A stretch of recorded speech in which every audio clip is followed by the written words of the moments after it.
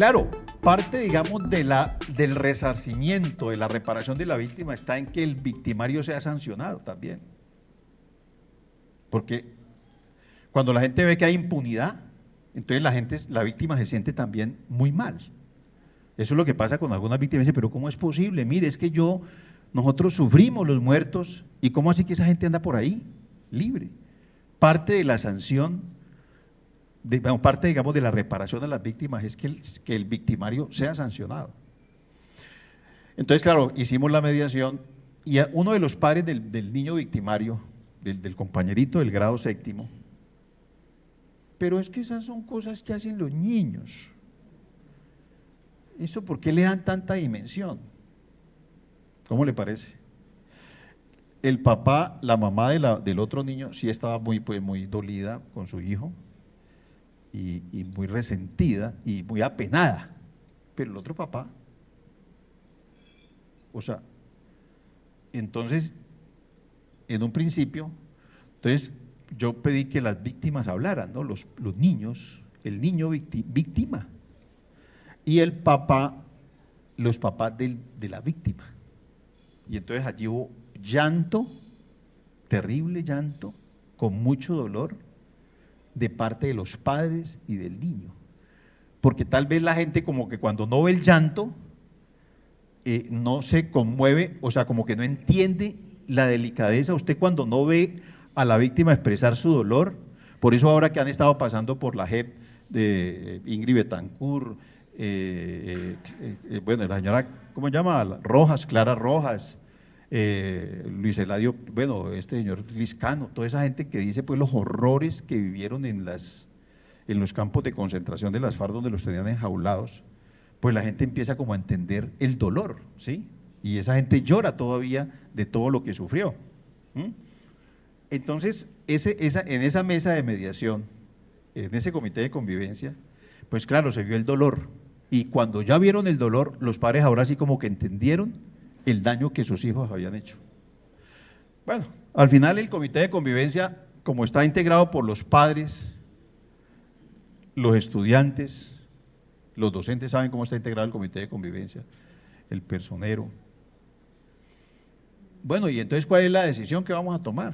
¿Qué sugieren? Porque el comité de convivencia es una instancia de trámite de conflictos, no es una instancia decisoria de tipo disciplinario, eso lo decide el rector o el consejo directivo, dependiendo de cómo esté el manual de convivencia.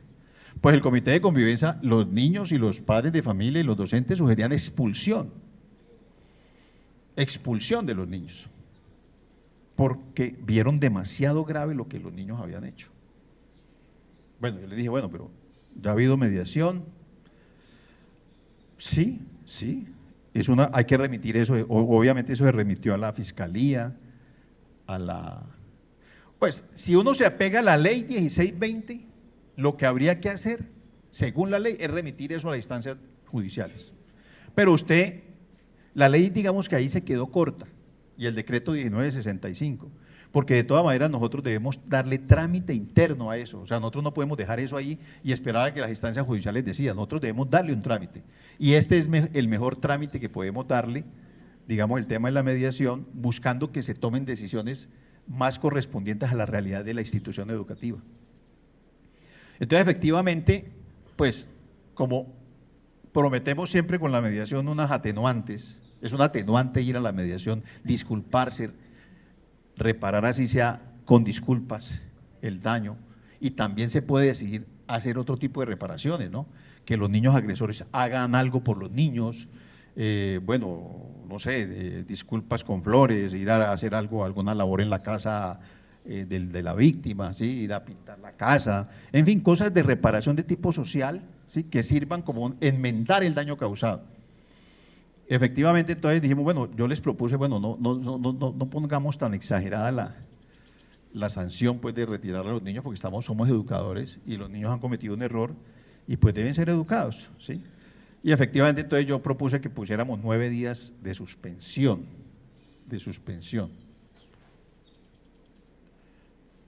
Me parecía que era absolutamente necesaria por la gravedad de la falta. Y el papá del niño, el papá alcahueta, llamémoslo, ¿no? El papá alcahueta le pareció exagerado. todavía después de todo el proceso, le dije, esa es la decisión que vamos a tomar, porque en el Carbonel las decisiones de esa gravedad las toma el rector. De tal manera que si los padres o los niños quieren objetar esa decisión, pueden hacerlo ante el consejo directivo. Dije, ustedes tienen de todas maneras, señor padre, tienen la posibilidad de objetar, de apelar esa decisión al consejo directivo o a la Secretaría de Educación, pero esa es la decisión que vamos a tomar. Incluso el papá fue con una de las hijas que es abogada, bueno, ustedes pueden proceder, pero esa es la sanción que se va a aplicar. ¿Sí? Y se aplicó, y ahí están los niños, ¿no? Ahí están, estudiando. No he vuelto a recibir quejas de ellos, no he vuelto a saber de ellos, sino que los he visto por ahí. Hicimos el seguimiento y eso mejoró incluso la relación entre los muchachos, se reparó el daño causado y perfecto. Entonces digamos que es muy importante aquí el tema de la presencia de las víctimas y los victimarios y de la comunidad educativa en la mesa de mediación. Ahí en la mesa de mediación las partes logran la reparación del daño, asumir la responsabilidad y llegar a un acuerdo. ¿Sí? En el colegio tenemos la oportunidad de asistir a clases y en contrajornada acciones de reparación, servicio social en el colegio. Pero por la gravedad en ese caso, no se admitió ese tema sino por fuera del colegio. ¿Sí? Se estableció la sanción. Ahí aprovecho para hacer una cuña, mire, es que ha habido una corriente equivocada de parte de los funcionarios, incluso del MEN, de algunos funcionarios y de las secretarías de educación, que han interpretado inadecuadamente la ley 1620 y el decreto 1965, en el sentido de que es que quedaron abolidas las suspensiones, quedaron abolidas las posibilidades de expulsión. Eso no es cierto. La Corte Constitucional ha sido clara en que hay un párrafo que ha escrito la Corte en 1000 sentencias, que es: la educación es un derecho deber. Si el estudiante reiteradamente insiste en violar las normas de la institución, del manual de convivencia, la institución educativa tiene también la posibilidad de no permitir que la personita continúe en la institución. ¿Sí? Eso es contundente. La ley 1620 no modificó absolutamente nada de eso. Lo que hizo la ley 1620 de convivencia escolar fue establecer unos parámetros nuevos para regular la convivencia, para contrarrestar la violencia escolar y establecer qué medidas debemos tomar nosotros en las instituciones educativas para prevenir, promocionar y atender las situaciones de violencia. Digamos, la idea es que el mediador es como el jugador de fútbol, como James Rodríguez, ¿no?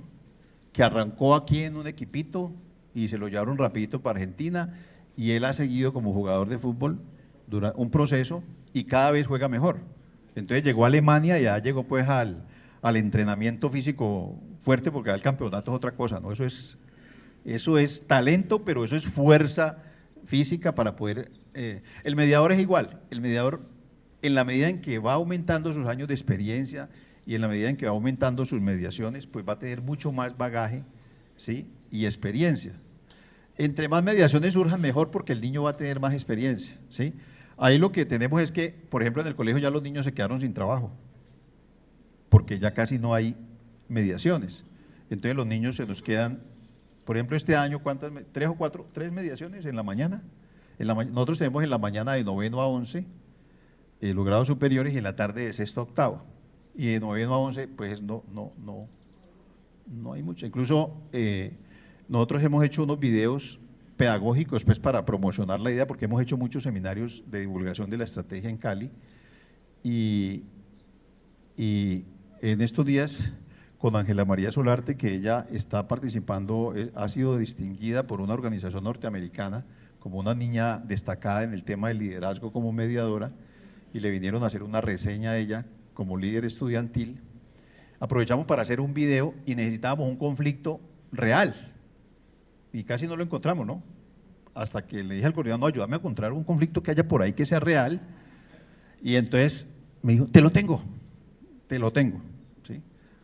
Un conflicto de de unos novios allí en el colegio, un par de niños, que eso había salido pues a la comunidad ahí por un tema de redes sociales. El niño había hecho un comentario y estaban como tramitando eso, no era muy grave, pero entonces llevamos ese caso y logramos filmar pues con la autorización de los padres y tal, para que la mediación que tenemos como recurso pedagógico para promover la mediación, pues quedara muy real. Entonces, conflictos casi ya no hay. ¿Cómo los escogemos a los niños mediadores? Como ya tenemos un grupo de mediadores, y hay muchos niños que ya quieren ser mediador, gracias. Muchos quieren ser mediadores, porque claro, algunos niños porque como vamos a hacer las capacitaciones, entonces los llevamos al club, sí, a las capacitaciones y refrigerio y almuerzo y bueno, y todas esas cosas, y luego porque una forma para estimular a los mediadores, pues algunos quieren entrar por eso, pero otros es porque de verdad quieren, les gusta la idea, y a los papás también. Entonces, les hacemos una encuesta a los niños y hacemos ya un examen, digamos, de ingreso.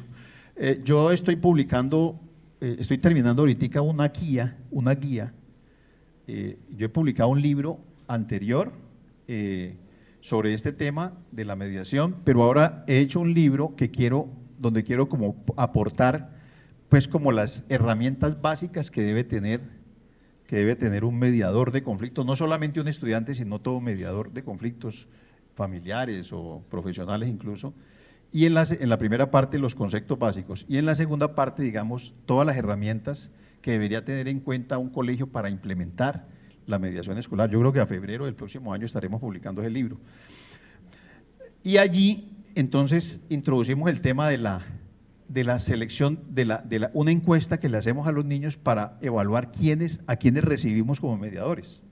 Entonces, mediadores, por ejemplo, buenos estudiantes, primero que no sean estudiantes de bajo rendimiento académico. Hemos hecho la experiencia de que haya también niños, uno o dos, no muchos, porque, ¿sí?, que entren, y hemos visto que esos niños que han entrado a esos cursos se han regulado y han mejorado su comportamiento, ¿sí? Entonces, liderazgo, niños que tengan promedio, no tiene que ser el mejor estudiante.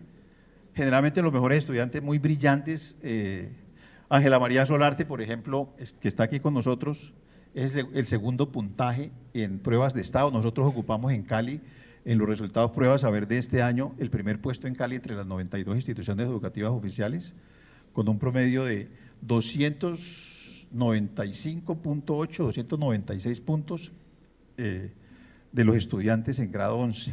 O sea, sumados los 128 estudiantes que presentaron la prueba y divididos por los 128 da 296 promedio en la prueba de estado. Y en el índice sintético de calidad educativa, el año pasado nosotros ocupamos el segundo puesto. Ese índice sintético sale ahora en noviembre 17. Entonces, Ángela María, por ejemplo, ocupó el segundo lugar en la prueba de estado. Quiere decir que es una buena estudiante, mediadora, y ese recurso de la mediación le ha ayudado también a ella en su liderazgo personal y social.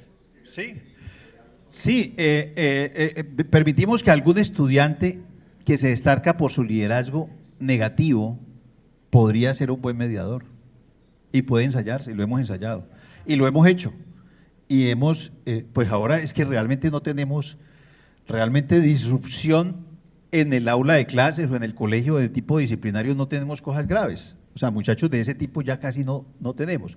Puede tener que ver esto. Como la mediación también es una estrategia de marketing, de parte del rector para promocionar el colegio, como la parte de la gestión directiva, ¿sí? Entonces mucha gente busca el colegio, hay muchas solicitudes de cupos. Entonces en la medida en que haya más solicitudes de cupos, pues usted puede también seleccionar, ¿cierto? Y esa selección te va generando también pues niveles de convivencia mejores, porque los niños que son buenos estudiantes pues generalmente tienen mejores niveles de comportamiento, ¿cierto? Eso puede también incidir, digamos, positivamente. Pero sí uno puede hacer la experiencia de admitir algunos niños que tengan unos comportamientos irregulares, y hemos hecho la prueba y ya ha funcionado. O sea que uno podría. Sí, digamos que el mediador, ahora por ejemplo estamos en ese capítulo, es decir, ¿qué papel puede cumplir el mediador a otra instancia, por ejemplo, a otro nivel? Por ejemplo, ser monitor, ser estudiante que ayuda a otros niños de bajo rendimiento académico, tutor, por ejemplo, un papel de mediador en el aula de clases, de contribuir al clima del aula de clases, ¿sí? Ellos no es que se hayan quedado sin trabajo desde el punto de vista de su labor como mediadores, sino que ya no hay conflictos para ir a la mesa de mediación, pero ellos sí hacen su papel a diario, ellos lo van a testificar ahora, ellos intervienen y muchos conflictos no llegan a la mesa de mediación porque ellos han hecho su trabajo ya de desestimular el enfrentamiento violento. Voy a terminar y al final damos la palabra para hacer las preguntas, ¿les parece? Para que vamos avanzando. Entonces, íbamos ¿dónde aquí? El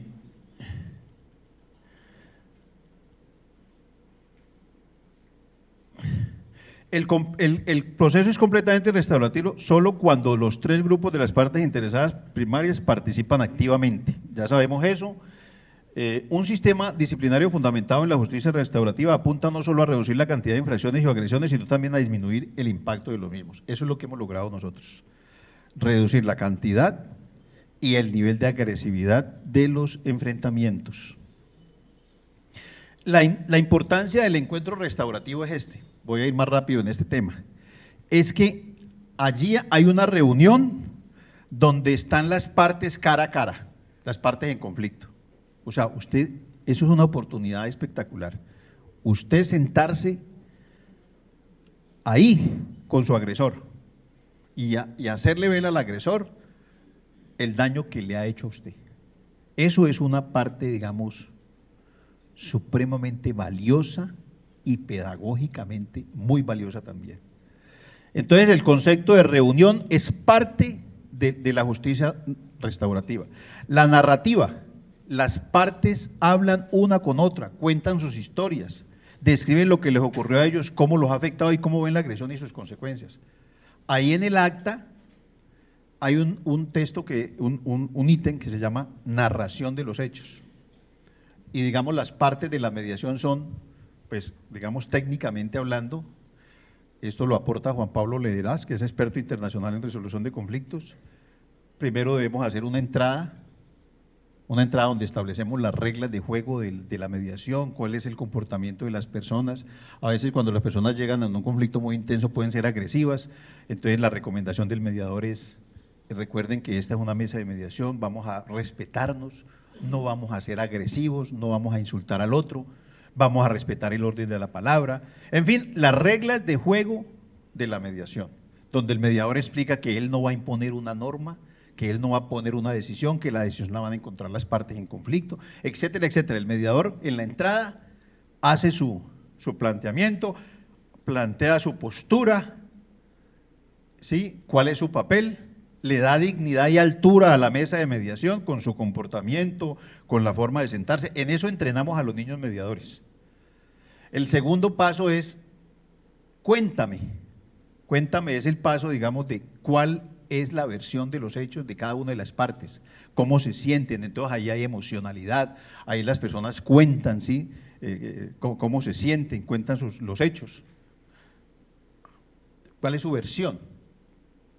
Y en esta parte de cuéntame, después de contar, entonces el mediador busca ubicar a las partes, porque a veces las partes no están muy ubicadas, las partes del conflicto, en cuál es la situación real del conflicto. Entonces a eso le llamamos situarnos, situemos el conflicto en su dimensión, en su verdadera dimensión. ¿Cuál es el conflicto? Entonces el mediador está entrenado para buscar esa identificación la verdadera causa del conflicto. La cuarta es arreglar o proponer soluciones. Entonces el mediador hábilmente va llevando a las partes a que cuenten los hechos, ubiquen el conflicto y después ellos mismos propongan soluciones, y ahí hay una técnica muy valiosa que es la lluvia de ideas. Entonces se hace la técnica donde las personas en conflicto proponen así espontáneamente cuál sería la propuesta que cada uno tendría para solucionar ese conflicto. Y el quinto es el acuerdo, que ya se protocoliza en el acta de mediación. Allí entonces está la narrativa, esta parte de la narrativa está en Cuéntame, donde las personas cuentan, y este también es un taller de lectoescritura de los mediadores, porque los mediadores tienen que volverse hábiles en la escritura, también tratamos de hacer con ellos un taller de escritura para que los niños mediadores se vuelvan hábiles en el tema de redactar los hechos. El tercero es el tema de la emocionalidad, ¿sí? La narrativa permite que los participantes expresen y aborden sus emociones. Ese expresar las emociones genera un proceso sanador, o sea, que usted cuando logra llorar, logra expresar, o sea, a veces usted quiere es que lo escuche a alguien, ¿sí? Para expresar su dolor. Entonces los niños que han sufrido, por ejemplo, bullying, nos ha funcionado mucho con el bullying.